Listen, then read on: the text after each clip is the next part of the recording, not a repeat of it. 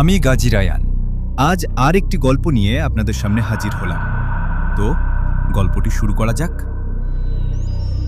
শহর থেকে অনেকটা দূরে জনমানবহীন এক নির্জন বাংলো। অবসরপ্রাপ্ত সার্জন আনিস সাহেব এখানে একা থাকেন। তার একমাত্র সঙ্গী বলতে কিছু পুরনো বই আর দীর্ঘদিনের নীরবতা। রাত তখন প্রায় 12:30। বাইরে কালবৈশাখীর তাণ্ডব চলছে। বাতাসের শোঁ শোঁ শব্দ আর অঝোর ধারায় বৃষ্টির ঝাপটা কাঁচের জানলায় আছড়ে পড়ছে। আনিস সাহেব ড্রয়িং রুমে বসে একটা পুরনো ডায়েরি পড়ছিলেন। হঠাৎ করেই ঘরের বাতিগুলো একবার দপ দপ করে নিভে গিয়ে আবার জ্বলে উঠল। তিনি ভাবলেন লোডশেডিং হবে, কিন্তু পরক্ষণেই এক অদ্ভুত নিস্তব্ধতা অনুভব করলেন, যেন বৃষ্টির শব্দটা হঠাৎ অনেক দূরে চলে গেছে।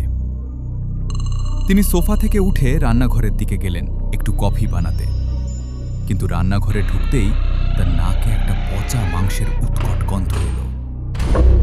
ড্রেন পরিষ্কার করার কথা ভেবে তিনি কফির মগটা হাতে নিলেন। ঠিক তখনই ড্রয়িং রুম থেকে একটা ভারী কিছু পড়ে যাওয়ার শব্দ হলো।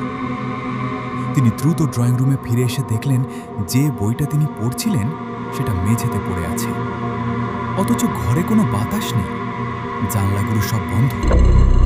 তার বুকটা একটু ধক করে উঠল। তিনি বইটা তুলতে গিয়ে থমকে দাঁড়ালেন।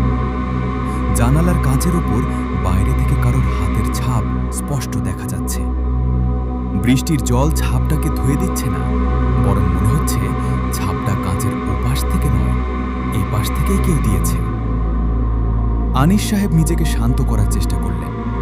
তিনি ভাবলেন হয়তো কোনো চোর ঢুকেছে। হাতে থাকা টর্চটা জ্বালিয়ে তিনি ঘরের প্রতিটি কোণা খুঁজতে লাগলেন।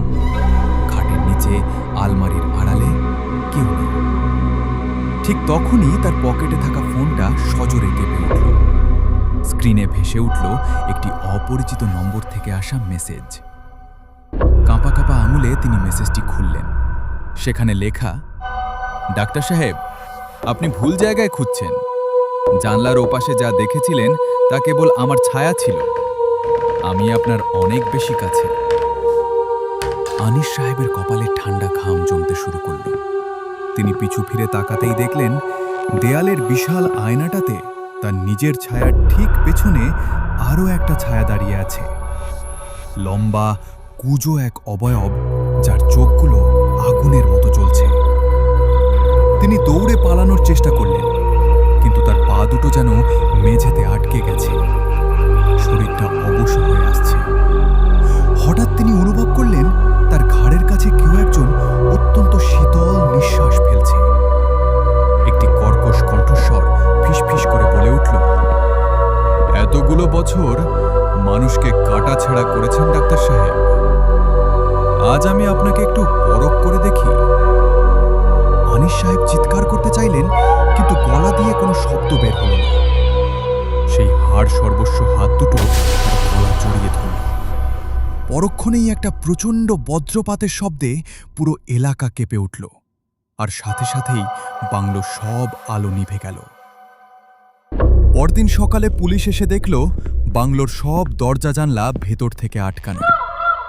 ড্রয়িং রুমে আনিস সাহেব একা পড়ে আছেন, কিন্তু তার সারা শরীরে এমন কিছু নিখুঁত অস্ত্রোপচারের চিহ্ন যা কোনো মানুষের পক্ষে করা সম্ভব নয়। আর ঘরের আয়নাটাতে ধুলো দিয়ে লেখা ছিল, হিসাব বরাবর। তো গল্পটি কেমন লাগলো আপনারা কমেন্টে নিশ্চয়ই জানাবেন। এরকম আরও গল্প পেতে আমার চ্যানেলটিকে আপনারা সাবস্ক্রাইব করে পাশে থাকবেন, এবং আপনারাও চাইলে এরকম আরও গল্প আমাকে শেয়ার করতে পারেন, আমি পরে তার রিভিউ দিব। তা আজকের মতো এটুকুই, ধন্যবাদ।